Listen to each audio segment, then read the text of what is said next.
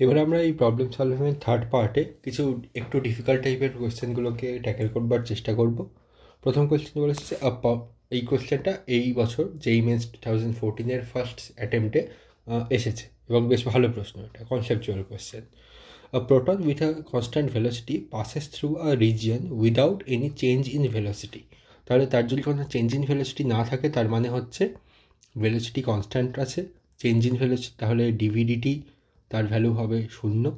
ডিভিডিটি মানে হচ্ছে acceleration 0, acceleration 0 হলে তার মাস গুণ করতে গেলে ফোর্স তার উপর পড়েছে 0, ঠিক আছে? তাহলে নেট ফোর্স হচ্ছে 0।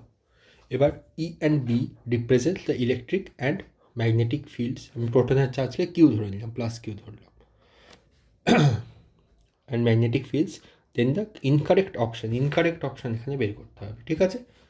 আচ্ছা, এবার এক্ষেত্রে তোমরা একটা লরেন্স ফোর্স হিসাবে জানো, কিন্তু আমরা একটা এমনি বের করে নিই যে যদি একটা প্রোটন থাকে প্লাস কিউ চার্জে, তার মধ্যে ভি ভেলোসিটি থাকে এবং ম্যাগনেটিক ফিল্ড থাকে ভি, তাহলে ম্যাগনেটিক ফিল্ড থাকে বি, তাহলে ম্যাগনেটিক ফোর্স কত হয়? তার পরিমাণ হয় Q into V cross B, অর্থাৎ ভি এবং বি উভয় ভেক্টরের সঙ্গে এই ফোর্সটা পারপেন্ডিকুলার হয়, ঠিক আছে? তাহলে এফ অফ বি, ক্রস প্রোডাক্টের নিয়ম, তাহলে এটা ভি এবং বি উভয় ভেক্টরের সঙ্গে পারপেন্ডিকুলার হয়। সরি, দেন এটা কিন্তু একমাত্র ফোর্স না, আরেকটা আছে ইলেকট্রিক ফিল্ডও রয়েছে। সো এর উপরে ইলেকট্রিক ফোর্স কত অ্যাপ্লাইড হয়? Q into E. তাহলে নেট ফোর্স কী অ্যাপ্লাই হচ্ছে? নেট ফোর্স হচ্ছে Q into V cross B, এগুলো সমস্ত ভেক্টর অ্যাডিশন করছি আমরা, কিউ ইন্টু ই। এবার দেখা যাক, বলেছে যে ফোর্স যদি 0 হয়, এই ফোর্সটাকে টোটালি 0 হতে হবে। তাহলে কী কী সম্ভব দেখা যাক। ইকুয়াল টু 0 কী সম্ভব সেগুলো না, কী সম্ভব না সেটাকে আমাকে কারেক্ট করতে হবে, ইনকারেক্ট অপশান আমাকে দেখাতে হবে, ঠিক আছে? তাহলে কোনগুলো সম্ভব সেগুলো আমার সঠিক উত্তর হবে, ইনকারেক্ট আমাকে আমার অপশান হবে, আমার আনসার হবে। ইকুয়াল টু 0 যদি বসাতাম, বি ইকুয়াল টু 0 বসাতাম, তাহলে ভি এর ওপরে তাহলে ফোর্স কত হতো? বি 0 হয়ে গেল, ই 0 হয়ে গেল, তাহলে নেট ফোর্স 0। এটা 0 হয়ে গেলে ই আর বি যদি দুটোই 0 হয়ে যায়, নেট ফোর্স 0 হয়ে যাবে, তাহলে ভেলোসিটি কনস্ট্যান্ট থাকবে, অর্থাৎ প্রথমটা সঠিক উত্তর, মানে সঠিক অপশান, তার মানে ইনকারেক্ট অপশান, এটা আমাদের আনসার নয়। দেন ই ইকুয়ালস টু 0, ই যদি 0 হয়ে যায় এবং বি নট ইকুয়ালস টু 0, সেক্ষেত্রে কি ভি ক্রস বি 0 হতে পারে? একটা কেস হতে পারে ভি এর ভ্যালু যদি 0 হয়, অথবা ভি ক্রস বি মানে কি? ভি দ্য স্পিড, ম্যাগনেটিক ফিল্ডের intensity into sine theta, right? Sine থিটার ভ্যালু 0 হতে পারে যদি ভি আর বি সেম ডিরেকশনে থাকে, ঠিক আছে? সেক্ষেত্রে এফ নেট 0 হতে পারে, তাহলে এটাও কারেক্ট অপশান, তার মানে এটাও আমাদের আনসার নয়। দেন বি ইকুয়াল টু 0, বি 0 রয়েছে কিন্তু E equal to not equal to 0, তাহলে ইলেকট্রিক ফিল্ড হচ্ছে বর্তমান রয়েছে, ইলেকট্রিক ফোর্স বর্তমান রয়েছে, ম্যাগনেটিক ফোর্স নেই। তাহলে ইলেকট্রিক ফোর্স কি 0 হতে পারে? তার জন্য একমাত্র আইদার কিউকে 0 হতে হবে, সেটা পসিবল না, ইকে 0 হতে হবে, সেটা বলা নেই। তাহলে এই অপশানটা হচ্ছে, এই জিনিসটা ইম্পসিবল, সো এটা আমাদের আনসার হওয়ার কথা। আর ফাইনাল অপশানটা চেক করে নেওয়া যাক, কারণ এগুলো মাল্টিপল সিলেক্ট টাইপের ছিল সম্ভবত। ফাইনাল অপশানটা খুব ভালো করে দেখো, B not equal to 0, E not equal to 0, দেখে মনে হচ্ছে যে এই ক্ষেত্রেও ফোর্স, নেট ফোর্স থেকে যাবে, কিন্তু দেখো খুব ভালো করে, ভি ক্রস বি করলে ধরা যাক এরকমভাবে ভি রয়েছে, এইভাবে বি আছে, তাহলে ফোর্স কোন দিকে পড়বে বলতে পারো? এই দুয়ের সঙ্গে পারপেন্ডিকুলার ডিরেকশানে, সেটা বুঝতে পারি। দুটো যদি পেজের ডিরেকশানে থাকে তাহলে ওপরে বা নিচে, তাহলে কোন দিকে, ওপরে বা নিচে কোন দিকে? তাহলে V cross B cross product করতে গেলে কী করি আমরা? Right hand screw rule use করি। তাহলে ভি থেকে বি এর দিকে যদি আমি হাতের আঙুলগুলোকে বাঁকাই, তাহলে বুড়ো আঙুল কোন দিকে থাকছে? বুড়ো আঙুল থাকছে নিচের দিকে, এই বরাবর।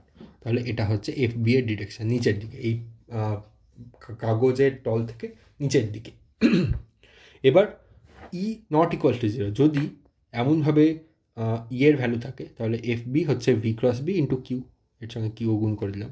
এবার যদি ইলেকট্রিক ফিল্ড এবং তার জন্য ইলেকট্রিক ফোর্স এমনভাবে থাকে, সেটা যদি ওপর দিকে হয়, এইভাবে হয়, কাগজের প্লেন থেকে ওপর দিকে, এবং তার ভ্যালু এফ ই, তার ম্যাগনিটিউড যদি এফ বি এর সমান হয়, এবং তারা একে অন্যের বিপরীত, অর্থাৎ এরকম করে লিখতে পারি F E is equals to minus of F B, এরকম যদি হতো, তাহলে দেখো নেট ফোর্স কত হতো, এফ বি আর এফ ই একে অন্যকে প্রশমিত করতো, তাহলে নেট ফোর্স এক্ষেত্রেও শূন্য হতো। সুতরাং এই অপশানটাও কিন্তু হতে পারে, অর্থাৎ এটাও আমাদের আনসার হবে না।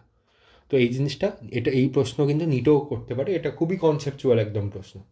এবং এখানে কি আমরা ইউজ করলাম, এখানে এটা একটা বেসিক ম্যাগনেটিক ফোর্সের ফর্মুলা ইউজ করেছি, ইলেকট্রিক ফোর্সের ফর্মুলা ইউজ করেছি, এবং তারপরে আমাদের ভেক্টর প্রোডাক্ট, যে ক্রস প্রোডাক্টের প্রিন্সিপাল, সেগুলোকে ইউজ করেছি। ঠিক আছে, তারপর আচ্ছা আমি শেষ থেকে শুরু করি, তাহলে আমার বুঝতে সুবিধা হবে কোথা থেকে কোথায় গিয়েছি। এক minute, wait a minute.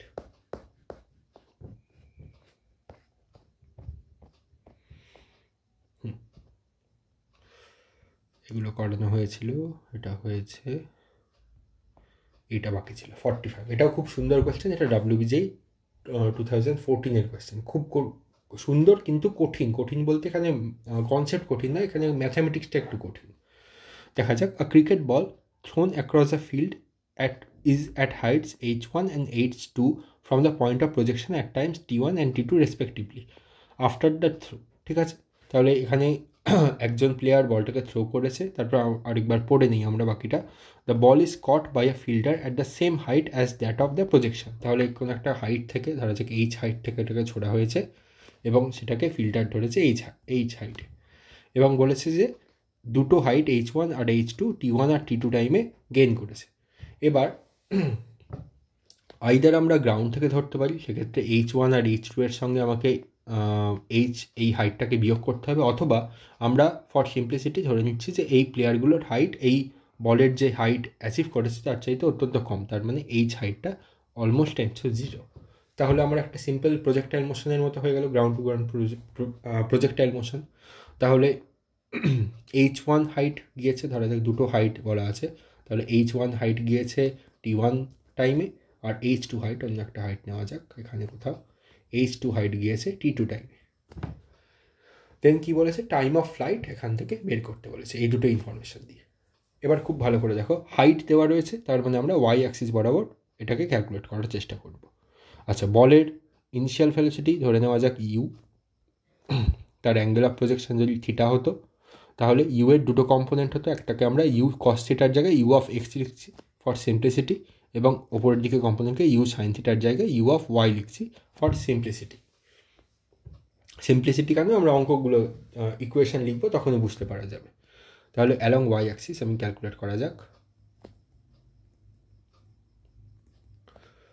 Along Y Axis height উঠেছে এইচ, ওপর দিকটা পজিটিভ ধরছি আমরা, ওপর দিকে সব কিছুকে পজিটিভ ধরছি, জি প্রত্যেক ক্ষেত্রে নিচের দিকে কাজ করছে, রাইট। তাহলে h1 ইকুয়ালস টু কত, initial velocity y direction, that is u of y into t1 minus half g t1 square. Similarly লিখতে পারি h2 equals to u of y t2 minus half g t2 square. আর আমাদের বের করতে হবে time of flight আমরা জানি 2u sine theta divided by g. এবার ইউ সাইন থিটার জায়গায় আমরা ইউ ওয়াই বসিয়েছি, ওয়াই কম্পোনেন্ট, সেটাই তো ইউ সাইন থিটা হয়। এবার দেখো এই অবধি এলো আমার ফিজিক্সের কনসেপ্ট, ফিজিক্সের ফর্মুলা। এবার দেখো পুরোটা পিওরলি ম্যাথামেটিক্সের কাজ। খুব ভালো করে দেখো, এই ইকুয়েশনে যদি আমি 2কে ওপরে গুণ করে দিই এবং জি দিয়ে ভাগ করে দিই, তাহলে এই ইকুয়েশনটা পেয়ে যাব 2uy জি, আর t1 দিয়ে আমাকে ভাগ করতে হবে আরেকবার। এই ইকুয়েশানে পরেরটাতে 2 নম্বর ইকুয়েশানেও 2 দিয়ে গুণ করলাম, জি দিয়ে ভাগ করলাম, তাহলে আমার টাইম পিরিয়ড বেরিয়ে গেল। তাহলে দেখো এটাকে এবার ম্যাথমেটিক্স দিয়ে কেমন করে এটাকে বের করব। খুব ভালো করে দেখো, যা আমাকে কাজকর্ম করতে হবে সেটা এই রাইট হ্যান্ড সাইড নিয়ে করতে হবে, লেফট হ্যান্ড সাইডটাকে আমাকে 0 করতে হবে, সেটা আমাদের এজেন্ডা থাকবে। এবার লেফট হ্যান্ড সাইডকে কী করে 0 করব, তার জন্য লেফট হ্যান্ড সাইডে এখানে আছে h1 h2, এই পুরো ইকুয়েশানটাকে h2 দিয়ে গুণ করব, এই পুরো ইকুয়েশানকে h1 দিয়ে গুণ করব, দেন দুটোকে বিয়োগ করে দেবো। তাহলে এখানে h1 h2 এবং এই পার্ট এবং সেকেন্ড ইকুয়েশানেও লেফট হ্যান্ড সাইডে H1 H2 থাকবে, এই দুটো বিয়োগ হয়ে কেটে যাবে এবং তারপর আমরা এই রাইট হ্যান্ড সাইডে যা কিছু আছে সেখান থেকে টাইম পিরিয়ড বের করতে পারবো। ঠিক আছে, এইটুকুনি হচ্ছে, এটা হচ্ছে ম্যাথামেটিক্স। এটা কিন্তু পরীক্ষার সময় মাথায় খাটে না, মাথায় খেলে না। এর আনসারটা আমরা মনে রাখার চেষ্টা করবো এবং সেটা মনে রাখা সহজ, আমরা দেখাচ্ছি। আগে আনসার বের করা যাক। তাহলে 1 নম্বর ইকুয়েশন থেকে কি পাচ্ছি, আমি ডিরেক্টলি লিখছি H1 H2 ইকুয়ালস টু এই UY H2 T1 minus half G H2 T1 square. Second equation থেকে পাচ্ছি H1 equals to U of Y H1 T2 minus half G H1 T2 square. এবার দুটোকে বিয়োগ করে, প্রথমটা থেকে দ্বিতীয়টা বিয়োগ করছি। সো ইট উইল বি, এই আমি আটকে ভালো একবারই করার চেষ্টা করছি, থাক, H2 T1 minus H1 T2 minus half G H2 T1 square minus মাইনাসে প্লাস হবে, তো মাইনাস H1 T2 স্কোয়ার। এবার এটাকে এই পারে আনি, so we can right U of Y H2 T1 minus H1 T2 equals to half G H2 T1 square minus H1 T2 square. তাহলে যেমন বলছিলাম, 2কে গুণ করে G দিয়ে ভাগ করে দেবো, so 2UY by G, this will be H2 T1 square minus H1 T2 square divided by H2 T1 minus H1 T2। এটাই হচ্ছে আমাদের কি জিনিস, এটাই হচ্ছে আমাদের time period, time of flight, time period time of flight, right. তাহলে এখানে অপশান হচ্ছে অপশান নাম্বার সি। এবার দেখো, এটাকে মনে রাখতে হবে, এত বড় এই প্রসেসটা কিন্তু মাথায় আসবে না পরীক্ষার হলে, এবং ক্যালকুলেশানটাও অনেকটা বড়। সুতরাং এই অঙ্কটাকে, আনসারটা মনে রাখার চেষ্টা করো। সিচুয়েশানটা বুঝতে পেরেছো? একটা প্রজেক্টাইলকে সিম্পলি ছোড়া হলো, খেলোয়াড় ছুঁড়েছে বা ধরেছে, অথবা সিম্পলি ছোড়া হয়েছে। দুটো টাইম ইনস্ট্যান্টে H1 আর H2 এর ভ্যালু দেওয়া আছে, ঠিক আছে। T1 T2তে H1 আর H2 মেনশন করা আছে। তাহলে তার টাইম অফ ফ্লাইট হচ্ছে, দেখো কেমন করে, টাইম অফ ফ্লাইটে তার ডাইমেনশন কী হতে হবে, টি হতে হবে। তাহলে HT স্কোয়ার থাকবে ওপরে আর নিচে থাকবে HT, ঠিক আছে। আচ্ছা, দুটো কোয়ান্টিটি একে অন্যের ওপরেও বিয়োগ, নিচেও বিয়োগ। ওপরে কি কোয়ান্টিটি আছে, H2 T1, তাহলে H2 থাকলে T1 হবে তার square, minus H1 T2 square divided by same অর্ডারে H2 T1 minus H1 T2। অথবা এটাকে অন্যভাবে লেখা যায়, মাইনাসটাকে কমন নিয়ে লেখা যায় যে H1 তাহলে তার সঙ্গে T2 থাকতে হবে, T2 স্কোয়ার, ওপরে থাকবে HT স্কোয়ার টাইপের, মাইনাস H2 T1 স্কোয়ার, তাহলে রিভার্স অর্ডারে এগুলো, এবং তারপরে এই একই জিনিস নিচে HT হিসাবে H1 T2 minus H2 T1। This is my time of flight, ঠিক আছে। তাহলে এই ফর্মুলাটা মনে রেখো, এই অঙ্কটা দিয়ে দিতে পারে জেন পাসের অ্যাসপিরেন্টটা, তো মনে রেখো, কারণ এটা WBJE অঙ্ক, এবং WBJEতে এরকম টাইপের 1-2 অঙ্ক দিয়ে দেয়, যেগুলো জেনারেলি কোনো বইতে দেওয়া থাকে, এবং সেগুলো আনসার মনে না রাখলে এক্সাম হলে এরকম বের করা ইভেন WBJE অ্যাসপিরেন্টের পক্ষেও খুব অসুবিধাজনক হয়ে পড়ে, রাইট। আচ্ছা, এরপর আমরা নেক্সট প্রবলেমে আসছি। এটা হয়েছে, এখানে কত নম্বর লিখে রেখেছি আমরা, 39-এ যেতে হবে আমাকে, সো 39 এইখানে। আচ্ছা, এটা হচ্ছে একটা ইউনিফর্ম সার্কুলার মোশনের কোয়েশ্চেন। এখানে যদি ইউনিফর্ম নয়, সার্কুলার মোশনের question. A body of mass 2 kg moves in a horizontal circular path, তাহলে এটা একটা হরাইজন্টাল পাথ, আমরা উপর থেকে দেখছি, of radius 5 মিটার, তাহলে রেডিয়াস হচ্ছে 5 metre. at an instant its speed is 2√5 metre per second. তাহলে কোনো একটা ইনস্ট্যান্টে, এই ইনস্ট্যান্টে ধরে নেওয়া যাবে, এই ইনস্ট্যান্টে ধরে নেওয়া, কী হচ্ছে এটা, এই ইনস্ট্যান্টে এর স্পিড বলা আছে, তার মানে mod of velocity vector, that is 2√5 metre per second, then is increasing at the rate of 3 metre per second square. এবার ভেলোসিটি ভেক্টর ইনক্রিজ করছে, তার মানে তার অ্যাক্সেলারেশনের ভ্যালুটা দেওয়া রয়েছে। এবার দেখো ভুলটা কোথায় হয়। এই বডির মাস দেওয়া আছে, অ্যাক্সেলারেশন দেওয়া রয়েছে, জিজ্ঞাসা করছে ম্যাগনিটিউড অফ ফোর্স। লোকে কী করে 3 দিয়ে 2কে গুণ করে 6 বের করে দেয়। সেখানে কিন্তু অপশানটা উত্তরটা সম্পূর্ণ ভুল হবে, কারণ এটাই সার্কুলার মোশনের ক্ষেত্রে এই অ্যাক্সেলারেশনটা একমাত্র অ্যাক্সেলারেশন নয়। সার্কুলার মোশনে আমি সবটা পড়াচ্ছি না, কারণ এগুলো সার্কুলার মোশনে ভালো করে পড়ানো হবে। ভেলোসিটি ভেক্টর কোন দিকে থাকে? এটা যদি সার্কুলার মোশন হয়, সার্কেল বরাবর, পরিধি বরাবর, তাহলে এই পরিধির সঙ্গে স্পর্শক বরাবর, বৃত্তের সঙ্গে, পরিধির সঙ্গে বলছি, বৃত্তের সঙ্গে স্পর্শক বরাবর হয় এবং এইভাবে হয়। তার ডিরেকশান দেওয়া থাকে, যেদিকে, এখানে তো কিছু বলা নেই কোন দিকে সার্কেল এই ইয়েটা ঘুরছে, বডিটা ঘুরছে, কিন্তু আমরা যে কোনো একদিকে ধরলেও এখানে ভি এর ভ্যালু দেওয়া রয়েছে, মানে স্পিডের ভ্যালু দেওয়া রয়েছে, ম্যাগনিটিউডটা দেওয়া রয়েছে, কিন্তু তার ডিরেকশান কোন দিকে হবে? স্পর্শক বরাবর হবে। তাহলে একে ভি এর জায়গায় ভিটি হিসাবেও লেখা হয়।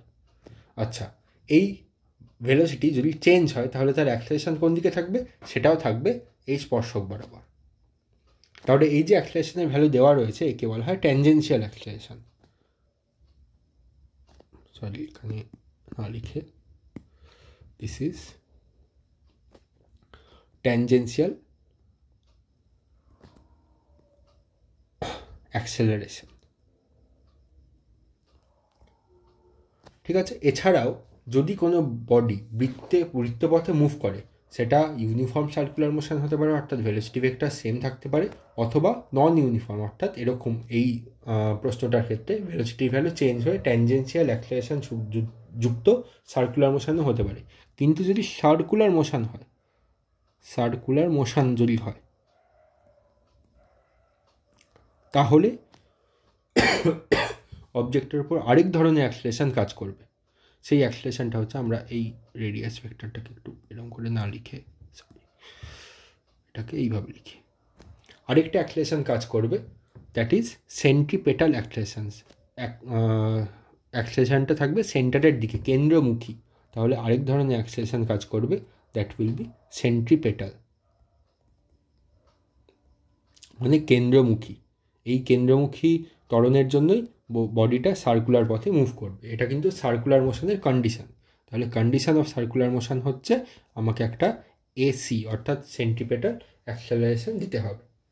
এবার এর ভ্যালু কি? এর ভ্যালুটা দেওয়া থাকে, এর ভ্যালু হচ্ছে স্পিডের স্কোয়ার বা ভেলোসিটি স্কোয়ার ডিভাইডেড বাই কত হয়? R. V square by R, speed square by R. এর ডিরেকশান কোন দিকে হয়? ডিরেকশানটা হয় সবসময় সেন্টারের দিকে। ঠিক আছে। তাহলে এক্ষেত্রে আমরা এর ম্যাগনিটিউড বের করি, এটা ম্যাগনিটিউড দেওয়া আছে। এর ম্যাগনিটিউড কত? ভি স্কোয়ারের ভ্যালু দেওয়া আছে 2√5, মানে 5 ইন্টু এর স্কোয়ার করতে হবে, তার মানে 5 ইন্টু 4, তোমার 20, ডিভাইডেড বাই রেডিয়াস হচ্ছে 5, তাহলে 4 মিটার পার সেকেন্ড স্কোয়ার। এটাও ত্বরণ, সুতরাং মিটার পার সেকেন্ড স্কোয়ার হচ্ছে তার ইউনিট। তাহলে নেট ত্বরণ কত? এবার দেখা যাক। বডিটার ওপরে একটা হচ্ছে সেন্টার, এখানেও লিখে দেওয়া যায়, একটা হচ্ছে সেন্টার বরাবর অ্যাক্সেলারেশন, তাহলে এইভাবে, এবং একটা কোন দিকে? স্পর্শক বরাবর অ্যাক্সেলারেশন পড়েছে, এসি এবং এটি। এদের মধ্যে কোণ কত? জ্যামিতির একটা উপপাদ্য ছিল যে কোনো সার্কেলের স্পর্শক এবং তার ব্যাস বা ব্যাসার্ধ, তারা একে অন্যের সঙ্গে 90 ডিগ্রি অ্যাঙ্গেলে থাকে। তাহলে সেন্ট্রিপেটাল অ্যাক্সেলারেশন হচ্ছে বেসিক্যালি, এটাকে আরও বলা হয় রেডিয়াল অ্যাক্সেলারেশন। রেডিয়াল কেন? এটা ব্যাসার্ধ বরাবর হয়। তাহলে রেডিয়াস আর ট্যানজেন্ট 90 ডিগ্রিতে থাকে, তাহলে এদের মধ্যে অ্যাঙ্গেল হচ্ছে 90 ডিগ্রি। এবার বলতে পারো যে এদের লব্ধি কত হবে? তাহলে লব্ধি হবে এইভাবে, 45 ডিগ্রি অ্যাঙ্গেল বরাবর। ঠিক আছে। এবং তার লব্ধির ভ্যালু কত হবে? লব্ধির ম্যাগনিটিউড, সেটাই আমাকে বের করতে হবে। এ নেট, তার ম্যাগনিটিউড হবে √AC square plus AT square, কারণ কস থিটার ভ্যালু cos 90 হচ্ছে 0। তাহলে কত বেরোচ্ছে? এটি হচ্ছে 3 আর এটা হচ্ছে 4, তাহলে খুব সহজে বলা যায়, তাহলে 4 স্কোয়ার প্লাস 3 স্কোয়ার, তার √ metre per second square, that is 5 metre per second square. ঠিক আছে। তাহলে এর আনসার ব্যাপার। আচ্ছা, এটা তো অ্যাক্সেলারেশন বেরোলো, তাহলে ফোর্স কত বেরোবে? মাসের সঙ্গে ত্বরণকে গুণ করতে হবে, মাস দেওয়া আছে 2, তাহলে 2 × 5 এত নিউটন, সো 10 নিউটন হচ্ছে আনসার। ঠিক আছে, তাহলে 10 নিউটন হবে এর প্রশ্নটার আনসার। তাহলে এটাও খুব সুন্দর প্রশ্ন ছিল। এই প্রশ্নটাতে, এটাও মনে হয় WBJEE কোশ্চেন, এই প্রশ্নটাতে খুব ভুল হয়ে যাওয়ার সম্ভাবনা থাকে, কারণ এটা দেখে মনে হবে খুব সহজ, দেওয়া আছে সব কিছু, কিন্তু আসলে কিন্তু এখানে এইভাবে লেখা রয়েছে। আচ্ছা, এরপর এখানে লেখা ছিল কত নম্বরে যেতে হবে, 36, এই প্রশ্নটা। আচ্ছা, এটা তো একদম থিওরির কোশ্চেন। এই কোশ্চেনটা আমরা মনে রাখি যে when a particle executing SHM oscillates with frequency v, then the kinetic energy of the particle, যদি SHM এর ফ্রিকোয়েন্সি f হয় তাহলে কাইনেটিক এনার্জি বা পোটেনশিয়াল এনার্জি উভয়েরই ফ্রিকোয়েন্সি 2f হয়। তাহলে যদি ফ্রিকোয়েন্সি নিউ হয় তাহলে 2 নিউ হবে, তাহলে বি হবে এর আনসার। এটা এবং সেটাও পিরিয়ডিক্যালি, ফ্রিকোয়েন্সি রাখা মানে কি পিরিয়ডিক্যালি সেটা চেঞ্জ হবে। এবার এটা কী জন্য একবার দেখে নেওয়া যাক। জাস্ট যদি একটা SHM ধরে নেওয়া হয় এ সাইন ওমেগা টি, রাইট, তাহলে তার potential energy, sorry kinetic energy এখানে বলেছে, সেটাই বের করি খালি। কাইনেটিক এনার্জি কত, that is half mv square, that is half K into A square minus x square. তো এটাকে লেখা যায় হাফ ইন্টু কে, কে হচ্ছে SHM কনস্ট্যান্ট, ইন্টু এ স্কোয়ার মাইনাস, এটা লিখতে গেলে এ স্কোয়ার সাইন স্কোয়ার ওমেগা টি, এক্সের জায়গায় এটা বসালাম। So this can be written as half K, a square common নিলাম, 1 মাইনাস সাইন স্কোয়ার মানে হচ্ছে কস স্কোয়ার। এবার খুব ভালো করে দেখো, কস স্কোয়ার আছে, আমি যদি একটা বাইরে ওপর নিচে যদি 2 দিয়ে গুণ করে দিই তাহলে 1/4 কে এ স্কোয়ার, এখানে থাকবে 2 কস স্কোয়ার ওমেগা টি। এবার 2 cos square omega t, 2 cos square theta, তাকে লেখা যায় 1 প্লাস কস টু থিটা।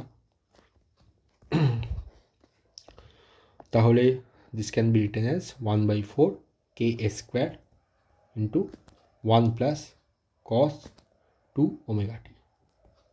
তাহলে দেখো এই কাইনেটিক এনার্জির এই পার্টটা তো হচ্ছে কনস্ট্যান্ট, এই পার্টটা কনস্ট্যান্ট, কিন্তু একটা পার্ট আছে পিরিয়ডিক্যাল, সেই পার্টটা কত, তার ফ্রিকোয়েন্সি কত, তার অ্যাঙ্গুলার ফ্রিকোয়েন্সি হচ্ছে 2 ওমেগা।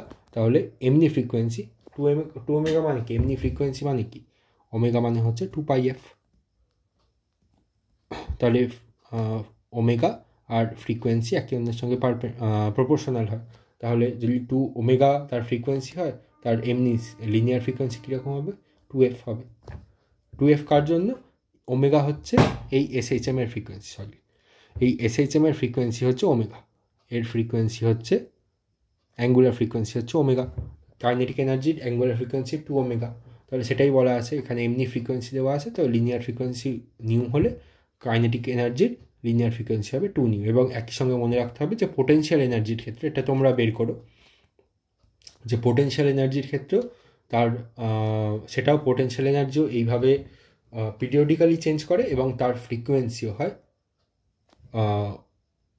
অ্যাঙ্গুলার ফ্রিকোয়েন্সি হিসেবে লিখতে গেলে 2 ওমেগা, অথবা লিনিয়ারে লিখতে গেলে 2f বা 2 নিউ যেমন বলতে চাও। তাহলে এটাও খুব সুন্দর অঙ্ক, এটাও হচ্ছে একটা কনসেপচুয়াল অঙ্ক একদম। এরপর 34-35 এই দুটো হচ্ছে একই ধরনের অঙ্ক। এখানে একবার কম্বিনেশন অফ ব্যাটারি, এই চ্যাপ্টারটা যদি, এই টপিকটা যদি না মনে থাকে তার ফর্মুলাগুলো দেখে রেখো। কম্বিনেশন অফ সেলস বা ব্যাটারিজ, দুরকম কম্বিনেশন হয়, একটা হচ্ছে সিরিজ এবং প্যারালাল। সিরিজের ক্ষেত্রে কেমন ফর্মুলা, প্যারালালের কী ফর্মুলা, সেটা একবার দেখে নাও। আগে আমরা সিরিজটা করি, এই অঙ্কটা সিরিজ কম্বিনেশন অঙ্ক। 4 সেলস, 4টে battery, each of EMF E and internal resistance R are connected in series across an external resistance R. এর আমরা একটা প্রথমে সিম্পল ইয়েটা দেখে নিই, n দিয়ে দেখে নিই, n নাম্বার অফ সেলসের ক্ষেত্রে কীরকম হয়। তাহলে যদি এরকমভাবে কয়েকটা সেলস, তাদের প্রত্যেকটার এগুলো হচ্ছে ইন্টারনাল রেজিস্ট্যান্স, এগুলো হচ্ছে EMF E দিয়ে লিখলাম।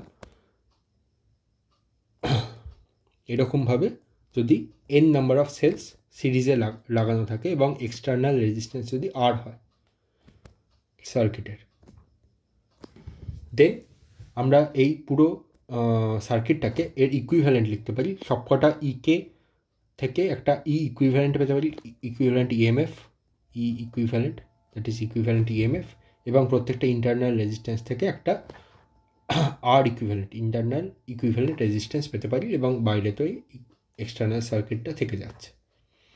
এবার আরটা তোমরা খুব সহজে বলতে পারো সবকটার ইন্টারনাল রেজিস্ট্যান্স কীভাবে আছে, সিরিজে আছে। তো আর ইকুইভ্যালেন্ট হচ্ছে যদি এন সংখ্যক থাকে, এখানে ধরা যাক এন সংখ্যক আছে, তাহলে কত হবে N into R. Total resistance কত হবে সার্কিটের, that is N R plus capital R. আচ্ছা, ই ইকুইভ্যালেন্টের ক্ষেত্রে কী হয়, ই ইকুইভ্যালেন্ট সেটা আমাদের মনে রাখতে হয়, that is equivalent EMF of, এক্ষেত্রে কী করেছে কম্বিনেশন, সিরিজ কম্বিনেশন। সেক্ষেত্রে দেখো জাস্ট সবগুলোকে যোগ করব উইথ সাইন। এখানে দেখো উইথ সাইন বলতে কি, কোনো এক দিকটাকে আমরা ধরে নিচ্ছি এই আমাদের লেফট সাইডে আছে পজিটিভ অর্থাৎ হাই ভোল্টেজ, রাইট সাইডে আছে নেগেটিভ এন্ড অর্থাৎ লো ভোল্টেজ প্রান্ত ব্যাটারির। তাহলে সবকটাকে যোগ করতে গেলে সেম সবকটা অর্ডারে রয়েছে, তাহলে টোটাল কটা রয়েছে এন সংখ্যক, প্রত্যেকটা ইএমএফ হচ্ছে ই, তাহলে টোটাল ইএমএফ হবে ই প্লাস ই প্লাস ই এরকম করে গিয়ে এন অফ ই।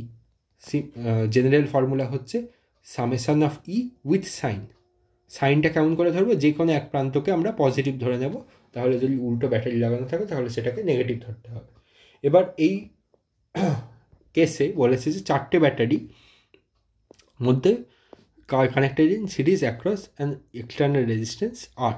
এবার বলছে by mistake one of the cells is connected in reverse. তাহলে কটা সেল ইন অর্ডার লাগানো রয়েছে, 3টে সেল, একটা সেল রিভার্সে আছে।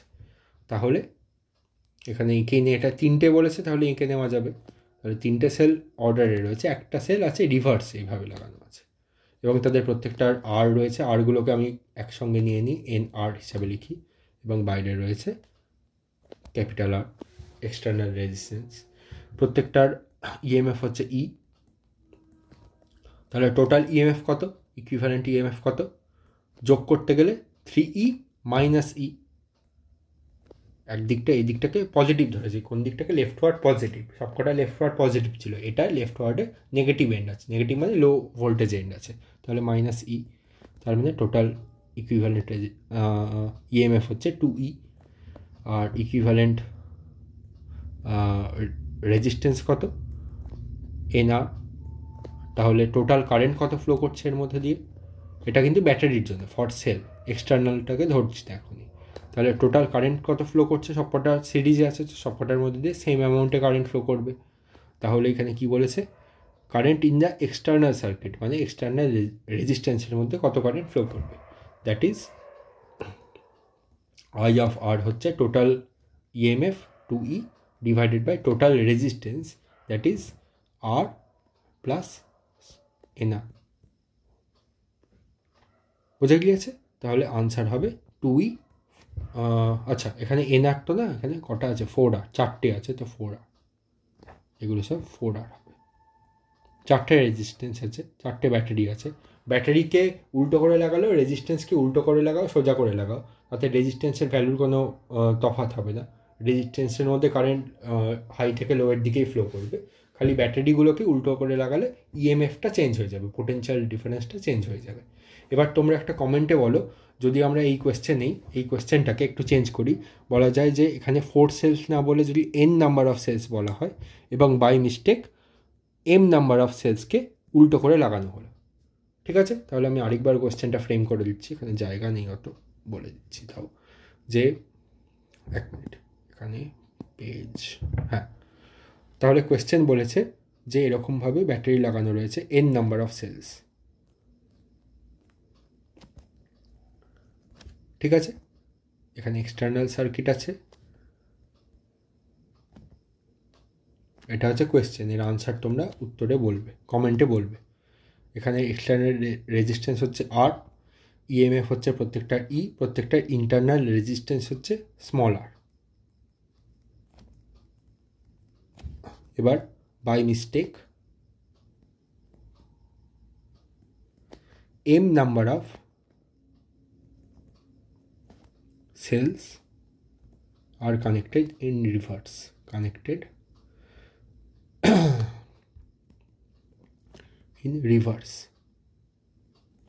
then find IR. এখানে কটা ছিল total n number of cells. ঠিক আছে, তাহলে n নাম্বার অফ সেলসের মধ্যে কিন্তু কটা আছে m নাম্বার, কিন্তু n নাম্বার অফ সেলস কিন্তু এভাবে লাগানো নেই, n নাম্বারের মধ্যে m সংখ্যক সেলকে উল্টোভাবে লাগানো হয়েছে। তাহলে এক্সটার্নাল সার্কিটে আমাকে রেজিস্ট্যান্স বের করতে হবে। ঠিক আছে, আচ্ছা এরপর আসছে প্যারালাল কম্বিনেশনের জন্য। প্যারালাল কম্বিনেশনের জন্য ডাইরেক্ট ফর্মুলা আমি আগে বলে দিচ্ছি। প্রত্যেকটা দেখো প্যারালাল থাকুক বা এমনি সিরিজে থাকুক, ইন্টারনাল রেজিস্ট্যান্স, ইন্টারনাল রোধ, অন্তর্বর্তী রোধ প্রত্যেকটা সেলের জন্য সেলের সঙ্গে প্যারালালে নেওয়া হয়, এইভাবে নেওয়া হয়।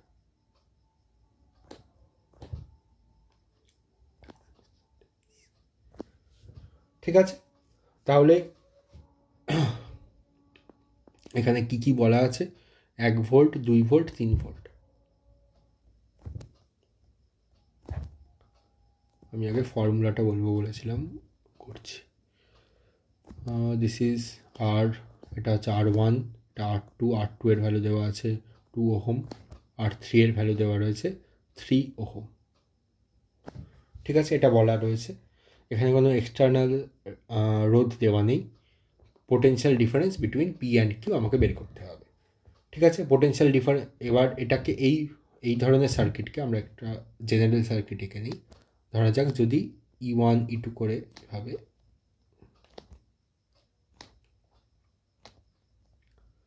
E3 এইভাবে আরও প্যারালালি বসানো হলো, এগুলো সবকটা সেল, এগুলো হচ্ছে E1, E2, E3, R1, R2, R3 and so on. এভাবে এই দুটো পয়েন্টের মধ্যে, এখানে এটা এরকম হবে না, এখানে বসানো রয়েছে, মানে EN সংখ্যক রয়েছে। তাহলে এটাকে একটা ইকুইভ্যালেন্ট সার্কিট ড্র করা যায়, দ্যাট ইজ এই দুটো পয়েন্টের পি এবং কিউ পয়েন্টের মধ্যে, পি থেকে এইভাবে কিউ অবধি, এটাকে ই ইকুইভ্যালেন্ট বলা হয়, ইকুইভ্যালেন্ট ইএমএফ, এবং এটাকে আর ইকুইভ্যালেন্ট বলা হয়। বুঝতেই পারছো আরগুলো সবকটা সমান্তরালভাবে রয়েছে, তাহলে আর ইকুইভ্যালেন্ট হচ্ছে কি, অথবা এরকম করে রেখেছে 1/R ইকুইভ্যালেন্ট হচ্ছে 1/R1 plus 1/R2 plus 1/R3 and so on plus 1/Rn পর্যন্ত। ইকুইভ্যালেন্ট ইএমএফ কত হবে সেটার ভ্যালু মনে রাখতে হবে। ইএমএফ হচ্ছে summation of E by R divided by summation of 1/R। ঠিক আছে, এদের মাত্রা দেখে নাও, ই বাই আর ওপরে আছে, নিচে 1/R আছে, আর আর আর এর মাত্রা কেটে যাবে, ওপরে ই থাকবে, তাহলে এটা হচ্ছে ইকুইভ্যালেন্ট ইএমএফ এর সূত্র। এবার এটাকে ভেঙে লেখা যাক, ই আপন আর, এবং এটা উইথ সাইন নিতে হবে। উইথ সাইন নেওয়ার মানে হচ্ছে সাইন নিতে হবে, অর্থাৎ যদি কোনো ব্যাটারি এভাবে জুড়ে থাকে, এই আমার ডান দিকে পজিটিভ এন্ড বাঁ দিকে নেগেটিভ এন্ড, এই সব ব্যাটারি এইভাবে রয়েছে, তাহলে ব্যাটারিগুলোকে প্লাস ধরে নেওয়া যায়। একটা অর্ডারকে প্লাস ধরলে অপোজিট অর্ডারে থাকলে তাকে নেগেটিভ ধরা যায়। যদি আরেকটা ব্যাটারি ধরা যাক N-1, আরেকটা ধরা যাচ্ছে N+1, একটা ব্যাটারি একটা জুড়ে দিলাম, সেটা হচ্ছে এইভাবে রয়েছে, এখানে N+1 এবং ব্যাটারিটা আছে এইভাবে। তাহলে উল্টো করে ব্যাটারি জোড়ার ফলে রেজিস্ট্যান্সের মধ্যে তো কোনো তফাৎ এলো না, এখানে একটা রেজিস্ট্যান্স জাস্ট এইভাবে জুড়ে যাবে। কিন্তু উল্টোভাবে ধরার ফলে তাহলে কি হবে, আমার এটা যদি ভেঙে লিখি, E1/R1 এগুলো সব পজিটিভ, কারণ আমরা এই অর্ডারটাকে এদিকে পজিটিভ এদিকে নেগেটিভ, এটাকে পজিটিভ ধরছি। তাহলে plus E2/R2 plus dot dot plus EN/Rn। এবার এই ব্যাটারিটা রিভার্স অর্ডারে লাগানো আছে, তাহলে এটাকে minus EN+1 divided by Rn+1 whole divided by 1/R মানে কি, 1/R মানে হচ্ছে 1/R equivalent. Summation of 1/R মানে কি, 1/R1 plus 1/R2 plus 1/R3 এরকম। তাহলে this is nothing but 1/R equivalent. একবার বের করবো, সেটাকে ইউজ করে দেবো এখানে, রাইট? আচ্ছা, এবার এই অঙ্কটায় দেখা যাক, জায়গা তো কমে গেল, ঠিক আছে এখানে করে নেওয়া যাবে। এবার বলেছে এখানে পোটেনশিয়াল ডিফারেন্স, মানে এখানে ইকুইভ্যালেন্ট ইএমএফ আমাকে খালি বের করতে হবে। That will be summation of E by R divided by summation of 1/r। এবার ই বাই আর কেমন করে বের করবো? ই আর সব দেওয়া আছে, 1/1 প্লাস 2/2 প্লাস 3/3। তাহলে একবারে লিখে দিচ্ছি 3 হবে তার আনসার। ঠিক আছে, ঠিক আছে ভালো করে লিখে দিই, 1/1 প্লাস 2/2 প্লাস 3/3। আর 1/r কত বেরোবে? 1/1 মানে 1/1 ohm plus 1/2 ohm plus 1/3 ohm, right? তাহলে ওপরে কত বেরোচ্ছে? ওপরে বেরোচ্ছে 1 2 3 সরি 1 1 1 যোগ করে নিয়ে 3, আর নিচে বেরোচ্ছে কত? 6 কমন নিলাম, তাহলে এখানে 6 প্লাস 3 প্লাস 1, তাহলে 10 বেরোবে এখান থেকে। সরি 6 প্লাস কিছু ভুল করছি আমি, 6 প্লাস 3 প্লাস 2 11 বেরোবে এখান থেকে। ঠিক আছে, 6 ওপরে গেলে 18/11, 18/11 এত ভোল্ট হবে। এখানে অপশানগুলো কিন্তু সব ভুল রয়েছে, হ্যাঁ। 18/11 হচ্ছে অলমোস্ট টেন্স টু কত হয়? 1.7, 1.1 করতে গেলে 18, 7 বাকি থাকে, 7 মানে হচ্ছে 1.6 সামথিং দাঁড়াবে। তাহলে এর অ্যাকচুয়াল উত্তর এটা, এরকম উত্তর দেওয়া থাকলে 2 বলতে পারো, এর আগেও আমরা এরকম দেখলাম অলমোস্ট 2, কিন্তু এর অ্যাকচুয়াল উত্তর বেরোবে 1.6 সামথিং বা 1.7 সামথিং এরকম, সরি এত ভোল্ট। আচ্ছা ঠিক আছে, তাহলে এই ফর্মুলাটা, এই আগের ফর্মুলাটা মনে রাখা সম্ভব, এই ফর্মুলা মনে রাখা যায়, মানে মনে রাখে বেশিরভাগ ছেলেমেয়েরা। এই ইকুইভ্যালেন্টের ফর্মুলা প্যারালালের জন্য কিন্তু মনে রাখা একটুখানি ডিফিকাল্ট হয়ে পড়ে, তো এটা মনে রাখতে হবে। এখানে ই বাই আর উইথ সাইন, সাইনটা কেমন করে বললাম? কোনো একটা অর্ডারকে, কোনো একটা পার্টিকুলার অর্ডারকে পজিটিভ ধরলে উল্টো অর্ডারকে আমাকে নেগেটিভ ধরতে হবে। ঠিক আছে, আচ্ছা এরপর কোনটা বলেছে? 32 এই কোয়েশ্চেনটা, এটা খুব ভালো কোয়েশ্চেন। এটা মনে হয় না, হ্যাঁ এটাও ভালো কোয়েশ্চেন, এটাও মনে হয় WBJEর question. Acceleration due to gravity at height h from the surface of a planet to be found is found to be same as acceleration due to gravity at a depth h from the surface of that planet. তাহলে কি, এরকম প্ল্যানেটের surface রয়েছে কোনো একটা প্ল্যানেটের, তার radius হচ্ছে r, তাই তো বলা আছে R be radius of the planet, then h/r আমাকে বের করতে হবে। তাহলে এখানে বলেছে যে এই সারফেস থেকে h হাইটে গ্র্যাভিটেশনের ভ্যালু জি ড্যাশ নাম দিলাম, আর h ডেপথে গ্র্যাভিটেশনের ভ্যালু তার নাম জি ড্যাশ নাম দিলাম, জি ডাবল ড্যাশ নাম দিলাম। এবার খুব ভালো করে দেখো, এখানে অন্য কিছু বলা নেই, তাহলে আমরা এটা একদম এর মাস ধরে নিচ্ছি m, এবং বাকি সব কিছু আমরা পৃথিবীর মতোই করব।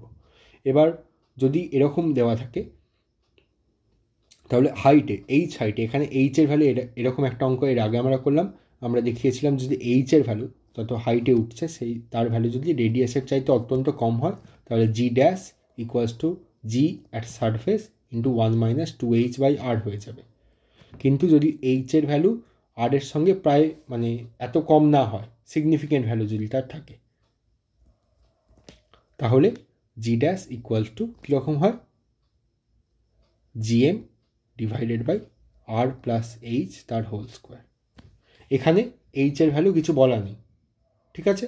তাহলে এক্ষেত্রে আমরা এই কিছু বলা না থাকলে এই ফর্মুলাটা ইউজ করব। এই ফর্মুলাটা আমি দেখিয়েছিলাম এর আগের ফার্স্ট পার্টে সম্ভবত, যে এই ফর্মুলাটা আমরা বাইনোমিয়ালে ডিরাইভ করি, এই কন্ডিশানটাকে ইউজ করি। কিন্তু জেনারেলি আমরা যে কোনো অঙ্কে এই ফর্মুলাটা ইউজ করতে পারবো, সেটা এইচের ভ্যালু ছোটো থাকলেও কিছু একটা ছোটো ভ্যালু বেরিয়ে যাবে, আমার অ্যাপ্রক্সিমেট আমরা বের করে নিতে পারবো। এই ফর্মুলাটা কিন্তু ইউজ করা ডেঞ্জারাস হতে পারে। এবার এই প্রশ্নে আমরা দেখে নেওয়া যাক, জি ড্যাশ আমাকে বলেছে এই দুটো জায়গায় জি ড্যাশ আর জি ডাবল ড্যাশ এই দুটো হচ্ছে সেম, তাহলে একবার জি ড্যাশ একবার জি ডাবল ড্যাশ বের করা যাক। আচ্ছা, জি ড্যাশের ভ্যালু তো হচ্ছে এটা সারফেস থেকে কোনো একটা হাইটে, মানে রেডিয়াস প্লাস এইচ হবে, তাহলে GM divided by R plus H তার হোল স্কোয়ার। এটা তো সহজ। ইকুয়ালস টু ডেপথের ফর্মুলা কি? আমি এখানে জায়গা রাখলাম না, এটাকে নিচে লিখি এগুলোকে, এক মিনিট কাট। এখানে কাজ করা যায়। এখানে আমি ফর্মুলাগুলো লিখছি। এটা গেল যদি আমি এইচ হাইটে উঠি, এইচ হাইটের জন্য। এবার ডেপথের ফর্মুলা কি?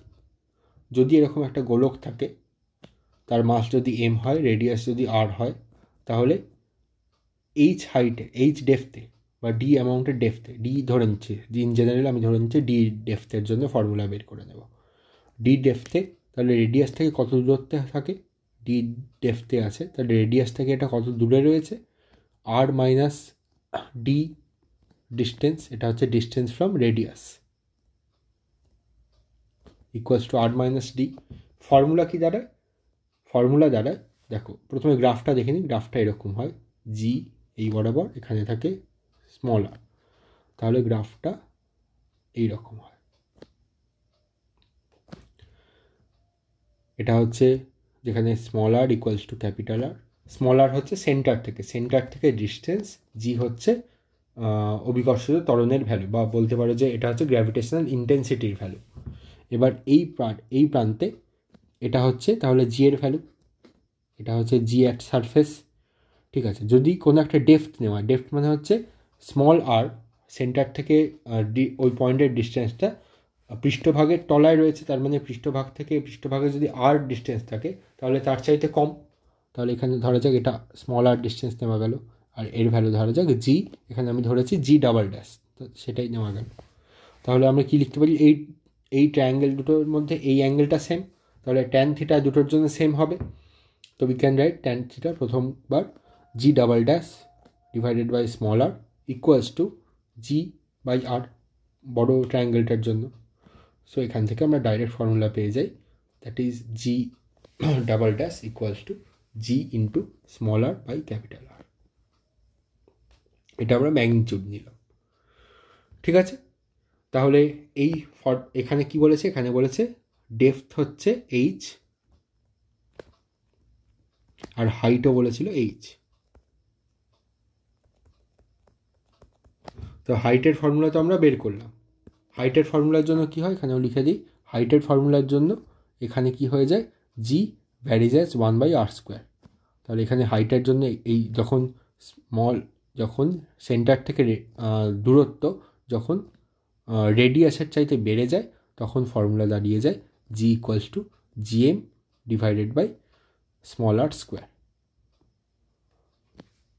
ঠিক আছে, তাহলে প্রথমটা পেলাম। দ্বিতীয়টার জন্য এই ফর্মুলা ইউজ করব, জি মানে হচ্ছে GM by capital R square into small আরের ভ্যালু কি, স্মল আর হচ্ছে সেন্টার থেকে ডিস্টেন্স, এবার পৃষ্ঠভাগের দূরত্ব হচ্ছে আর, সেখান থেকে এইচ ডেপথে রয়েছে, তাহলে এই দূরত্বটা কত হবে, that will be R minus H.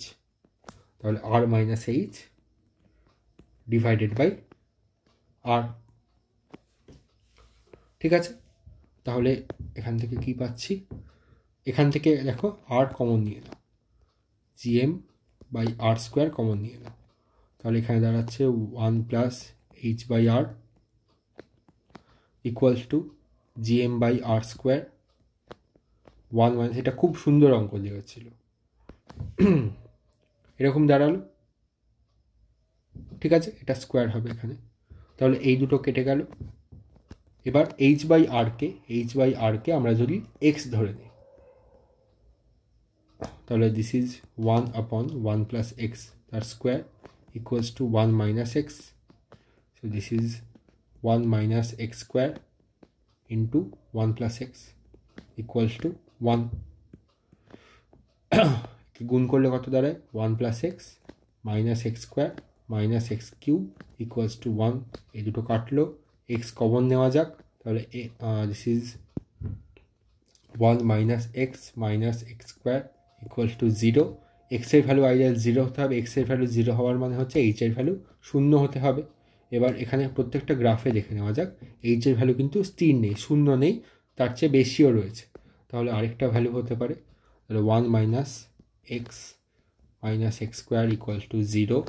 So x will be, সিদ্ধাচার্যের উপপাদ্য ইউজ করো, মাইনাস বি, তাহলে এটাকে অন্যভাবে লিখে নেওয়া যাক, ইকুয়ালস এখান থেকে X square plus X minus 1 equals to 0, tab আবার হ্যাং করতে শুরু করেছে।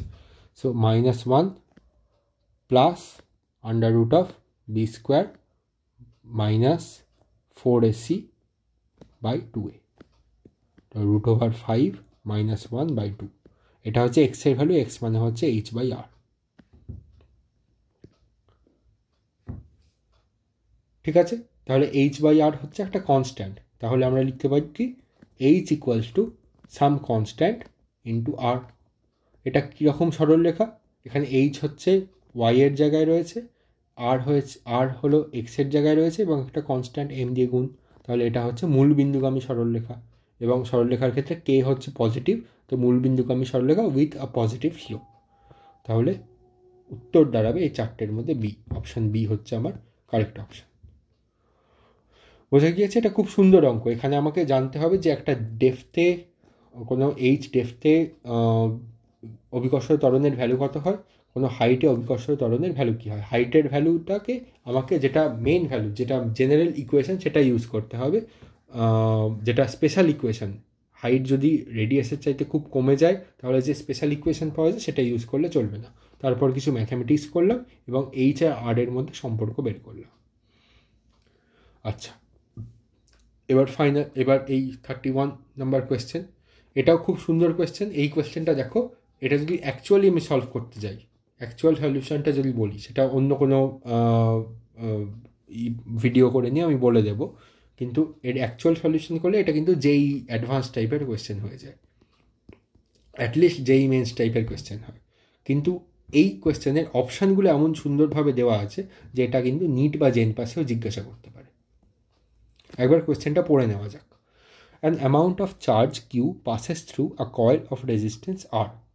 If the current in the coil decreases to 0 at a uniform rate during time t, then the amount of heat generated in the coil will be. তাহলে কিছু পরিমাণ একটা resistance রয়েছে R, তার মধ্যে দিয়ে কিউ অ্যামাউন্টে চার্জ ফ্লো করছে। কারেন্ট তার ফলে চার্জ ফ্লো করলে with respect to time charge ফ্লোয়ের রেটকে বলা হয় কারেন্ট। তাহলে কারেন্ট ফ্লো করছে, কারেন্টের পরিমাণ decreases to 0 at a uniform rate.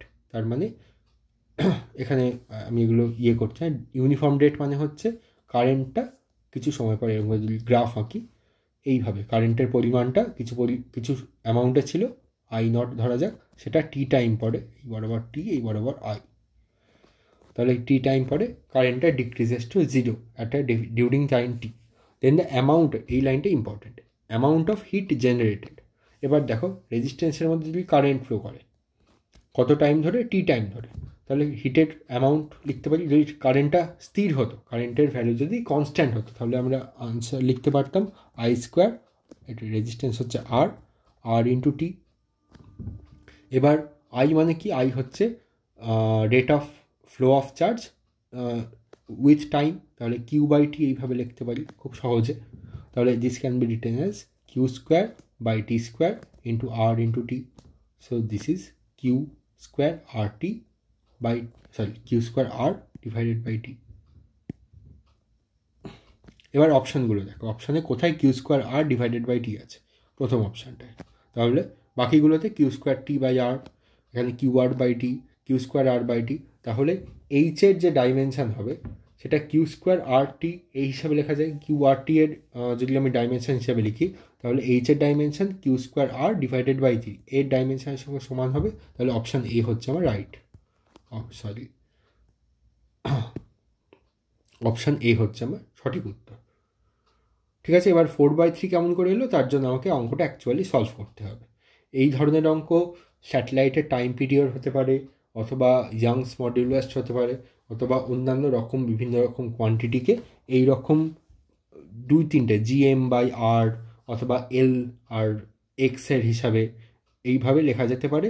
অপশানগুলোকে check করে অপশানের মধ্যে কোনটা ডাইমেনশনালি আমাদের যেটা প্রশ্ন বলেছে তার সঙ্গে সঠিক, সেখান থেকে আমরা আইদার সঠিক উত্তরে উপনীত হব অথবা অ্যাটলিস্ট 2 বা 3টে অপশানকে এলিমিনেট করতে পারবো। তাহলে এখানে আমরা কি অ্যাপ্রোচ ইউজ করলাম? Approach is dimensional analysis. এবং এখানে খুব বেশি ডাইমেনশন করলাম না, এখানে জাস্ট এইচের ভ্যালুটাকে কিউ আর আর টি এর সাপেক্ষে লিখে নিলাম একটা ইকুয়েশনের মাধ্যমে। এটা প্রথম ইকুয়েশনটা আমরা জানি এবং এটা হচ্ছে কারেন্টের ডেফিনেশন। ঠিক আছে, আচ্ছা এরপর কত নম্বরে, 28 নম্বরে যাব। 28, তারপরে 1 মিনিট, 27 বাকি আছে, 27টা করে নিচ্ছি, তাহলে 28টাই লাস্ট অঙ্ক। ঠিক আছে, তাহলে 1 ঘন্টার মধ্যে এটাও শেষ করে দেওয়া যাবে এই সেশনটা। In a SHM, let f equals to acceleration, t equals to time period, x denotes displacement। তাহলে ft আর x এর গ্রাফ কীরকম হবে, WBJE আগের বছরের কোয়েশ্চেন। এবার দেখো, আমরা f হচ্ছে অ্যাক্সেলারেশন, SHM এর ক্ষেত্রে আমরা অ্যাক্সেলারেশন আর ডিসপ্লেসমেন্টের একটা ফর্মুলা পড়েছিলাম, আমরা এরকম করে লিখি a equals to minus of omega square into x. এবার এখানে অ্যাক্সেলারেশন জায়গায় এফ বলা আছে, তাহলে এরকম করে লিখছি F equals to minus omega square into x. Omega কি, ওমেগা হচ্ছে 2π/t, টি হচ্ছে টাইম পিরিয়ড, ওমেগা হচ্ছে angular frequency. So this can be written as minus of 2π square, তার মানে 4π square divided by t square into x, right. এবার time period বা omega, এরকম করে লেখা যায় ওমেগা, আরেকটা কি পেয়েছিলাম SHM এর ক্ষেত্রে, omega equals to under root of m/k। তাহলে টাইম পিরিয়ডকে কী লেখা যায়, 2π into under root, sorry k/m, এটা হবে k/m, টাইম পিরিয়ড হচ্ছে m/k, m/k। তাহলে দেখো এই ওমেগাটা হচ্ছে একটা কনস্ট্যান্ট, ঠিক আছে, এই ওমেগাকে আমরা k/m এই হিসেবে লিখি। কে হচ্ছে SHM কনস্ট্যান্ট, এম হচ্ছে মাস, সুতরাং সেটাও কনস্ট্যান্ট। সেটা অ্যাক্সেলারেশন অথবা এক্স, এই দুয়ের ওপরে ডিপেন্ড করে না, এই দুটো একে অন্যের ওপরে, একে অন্যের সঙ্গে প্রপোর্শনাল হয় বা অ্যান্টি প্রপোর্শনাল বলতে পারো। নেগেটিভ অ্যাক্সেলারেশন হচ্ছে নেগেটিভ অফ এক্সের সঙ্গে সমানুপাতিক হয় ভেক্টর সাইন শুদ্ধ ধরলে। কিন্তু এই ওমেগাটা কি কনস্ট্যান্টের মতো কাজ করে, ওমেগা কনস্ট্যান্ট থাকলে টিও SHM এর ক্ষেত্রে কনস্ট্যান্ট হয়। তাহলে এই যে ইকুয়েশন পেলাম আমরা এখানে, এই ইকুয়েশানে যদি আমরা দুটো পার্টে টি গুণ করে দিই বা এফের সঙ্গে যদি টি গুণ করি, যে কোনো একটা কনস্ট্যান্ট গুণ করলাম, জাস্ট এখান থেকে টি ধরে নিয়ে ওপরে নিয়ে গুণ করে দিলাম, তাহলে এবং তার মডিউলাস ভ্যালু নিয়েছে, তো এফের মডিউলাস কীরকম হবে, এরকম মড ভ্যালু বা এর magnitude, that will be 4π square by t square into x. একটা টি নিয়ে ওপরে গিয়ে গুণ করে দিলাম, তাহলে কী বেরোলো এদিকে 4π/t ইন্টু এক্স। এবার দেখো এরকম বেরোবে, টি এর ভ্যালু তো পজিটিভই থাকবে, তো এই ধরনের বেরোবে। ঠিক আছে, তাহলে এইটা হচ্ছে আমার এই রকম ইকুয়েশান বেরোবে। 1 মিনিট, এই ইকুয়েশানটা বেরোবে। এবার দেখো এখানে এই ইকুয়েশানটা কীরকম ইকুয়েশান, এই দিক বরাবর এটা রয়েছে আমার এফটি, মড অফ এফটি, এটা আমার ওয়াই অ্যাক্সিস বরাবর রয়েছে, এটা হচ্ছে আমার ওয়াই অ্যাক্সিস বরাবর। X displacement from mean position, এটা আছে এক্স অ্যাক্সিস বরাবর।